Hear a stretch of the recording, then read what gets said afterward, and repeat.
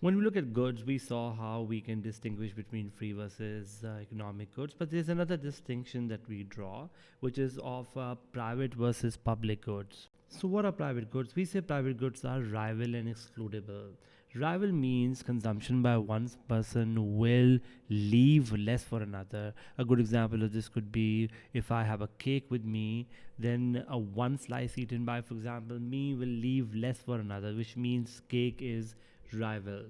Similarly, cake is also what we call excludable. Now, excludable means that whoever pays for the good will get the good, and whoever doesn't pay for the good will be excluded from the consumption of the good. So, those who pay versus those who do not pay can be separated, and as a result of that, you can make the good excludable to those who pay. Now, this may sound very surprising that we are unable to exclude those who pay with those who do not pay, but there are goods out there which actually have this kind of a problem. For example, public goods we say are non rival and non excludable.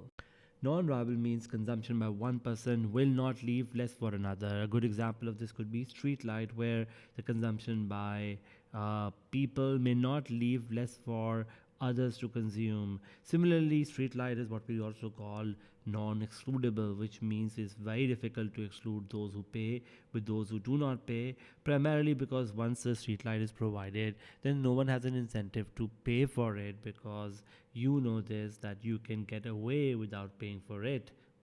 Now, sometimes public goods are also what we call non rejectable. The non rejectable part is that even if I don't want a street light in my street, I may not be able to reject it, because once provided, you may have to consume it irrespective of whether you like it or not.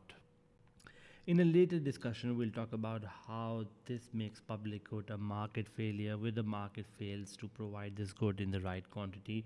In fact, we will see later on that this product leads to what we call no provision from the market forces of demand and supply.